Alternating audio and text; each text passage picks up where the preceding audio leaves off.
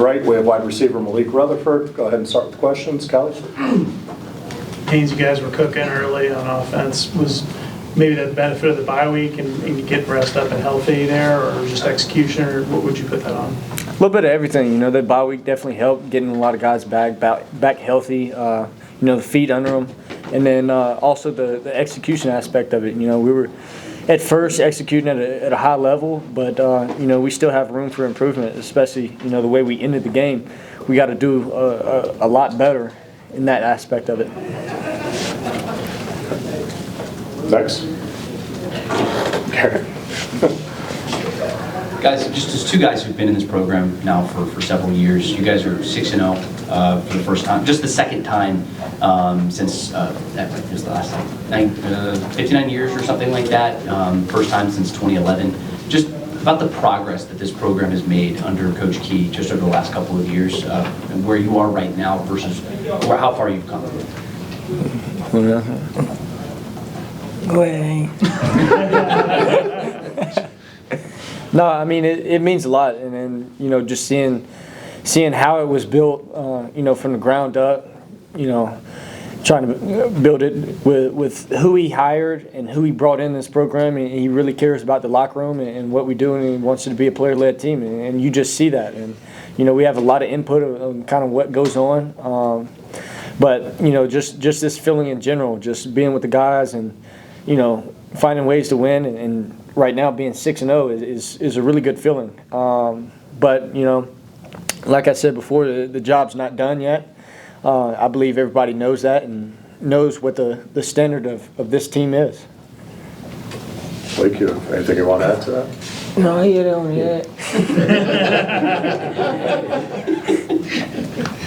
Here, guys, first time this season against a Power 4 team where you guys didn't have to come back and it wasn't super stressful.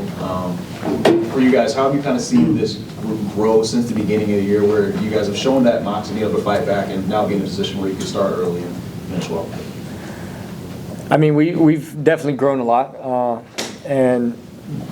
but we still have a lot of room for improvement. We got to be able to finish the game clean. That second to last drive was not clean. That was unorthodox, and what we did and how we executed was really poor.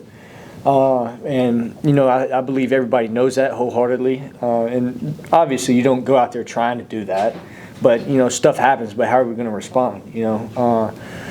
But you just got to take it one play at a time and just doing your job and executing in that aspect, and everything will be fine. But like I said, we have a lot of room for improvement, and we got to find ways to continue to sustain as a team and continue to sustain as offensive unit.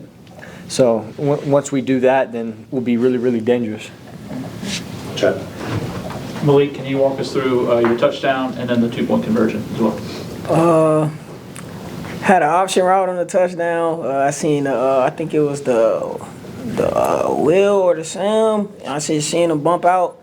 Just sat in the open zone. Me and Haynes locked eyes. I was like, yeah, this touchdown right here. And then on the 2-point conversion, I had a plan the whole week to dive in the end zone. So as soon as I seen the little gap, I was like, yeah, that's me right there. You're gonna dive no matter what. Yeah. Ross. Malik, you did a good job with yards after the catch today. How was the blocking out on the perimeter that enabled you to do that? Yeah, blocking out on the perimeter was great. Coach McKnight, he drilled that in our head all week. We got to protect our teammates, and just block. When you block, good things come to you, get the ball, score touchdowns. So, yeah, we take pride, in blocking, and we got to keep getting better every week. So, yeah. Back in the corner. Haynes, talk about your offensive line. Being able to run the ball like y'all did today and establish pretty strong with front. What do you think? What would you say about their play today? I felt like they played really good, and that's expected from them. That they do their job, but at the same time they don't get enough praise with what they do and how they come in, preparing each and every day. So they do a really good job, but we also got to play cleaner, and towards that end, Harrison made a mistake. He usually doesn't. He probably didn't hear the whistle or whatever, but it still happens. It still happened, and we got to learn from it and do better. But I feel like overall, except like with penalties and stuff like that, we played clean football today, and they did a really good job up front. And it's just everything's learning. We're getting better each and every week. Go right here. Haynes, the students created like a picture of you with the crown on. Did you get a chance to see it? And then when you saw it, how you feel about it? I mean, I might have saw it. I try not to pay too much attention to it because, just let my play on the field just kind of dictate everything else. But, the stands and the sport and the students and the fans, they did a really good job today showing up, showing out, being really loud and, making it a true home field advantage like they've done this whole season. So, I really, really love the way that they come out and support and try to help us to victory. Thank you. You talked about not being in this position as far as 6-0 since you've been here, and 2 top 10 teams lost today, so there's going to be a lot of outside noise. So how have you handled it, so far coming into this game, and now the fact that you are 6-0, how do you do it, moving forward as far as blocking out the outside noise? I mean, that was just one of my goals throughout the summer. Each year I try to look myself in the mirror, where can I improve? And one of those I felt like was, outside distractions, outside of the building. I really don't have any social media or anything like that. I have people helping run it for me if I need posts and stuff like that. So I feel like that helps a lot of the outside noise. So I don't see it 24/7, post this, post that, people, reaching out to me, stuff like that. So that helps a lot. But other than that, the only opinions matter are the opinions in this building.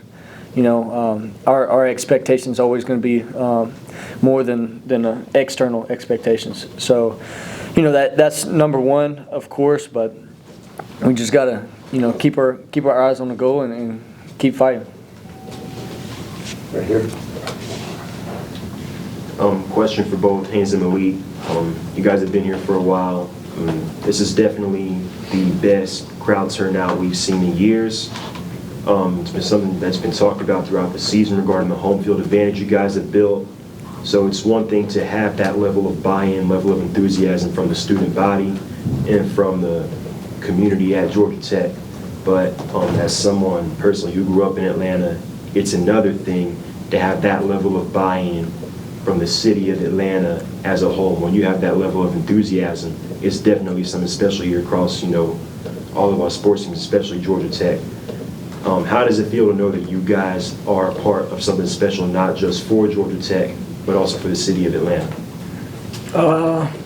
It feels great. I ain't from Atlanta, so it ain't, But yeah, it feels great, man. It just, we came a long way, especially from my freshman year, being 3-9 to now being this year, being 6-0. It feels great. It feel like, all the work that we put in all these past years, I feel like it's paying off. But we, like Haynes said, we're not done yet. We got a goal that we want to achieve. So. Okay. Anything else, Ken? For both you guys, I think Coach Q was talking earlier this week about you to the point of the year where you're starting to protect what you've done, and like we were saying, you're seeing upsets every week. And I'm curious, how much relief do you feel each game when you are able to win and keep things going, as opposed to satisfaction or pride or whatever else it might be?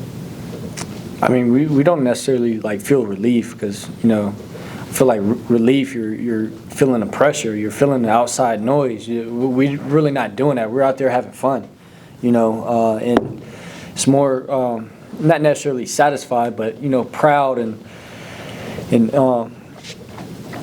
stuff like that after wins. Proud of what we've done and how we prepared that game, that week going into that game, and proud of how we executed. And like I said, it's not necessarily satisfied, because satisfied means you feel like you've arrived. We haven't arrived yet.